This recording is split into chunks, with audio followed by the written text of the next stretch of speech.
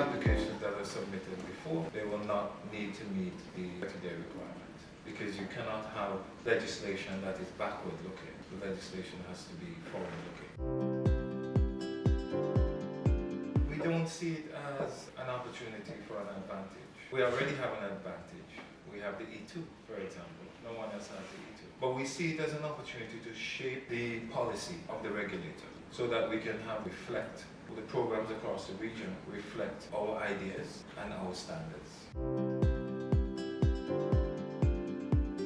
I think it's the difference between a luxury brand and a regular brand. Comparing a Mercedes-Benz to a Toyota. In my view, the Grenada program represents better value for money. It is the only program where, for those who are interested in access to the US, you can get access to the US at a lower price point than the EB5 and a shorter timeline than the EB5. So I think there has to be that consideration that we're separated on that basis. E2 is a very attractive proposition, giving individuals who want to access into the US market. The programs are intended for ultra-high net worth and high net worth individuals as they plan their family footprint across the globe to give themselves advantage for mobility, flow of capital, and tax advantages. In the recent past, we've seen a move away from ultra-high net worth individuals to a more mass market approach, where people who cannot actually afford it, but they're borrowing money to be able to afford it.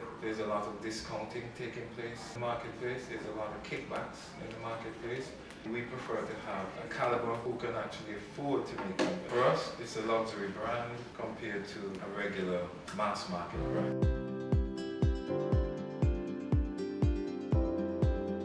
Well, we spoke about one before, which is the E2, which gives people access to the US. By maintaining this rigorous, robust due diligence standard, it is intended to ensure that we maintain visa-free access to the European Union, Schengen area, to the UK, to other visa-free paths, because it is one of the attractive features of the program. If we lose this visa-free access, then we lose demand, and all of us will be negatively impacted. But also important is the fact that we, people who live on the island, want to be able to travel to these places without having to go through a visa process. So it's important to maintain the visa-free access for the program, for the mobility of the people who are citizens of the country. So that's why we have this high standard. Make sure that our partners, the British and the Europeans, are comfortable that we are doing a thorough assessment of applicants.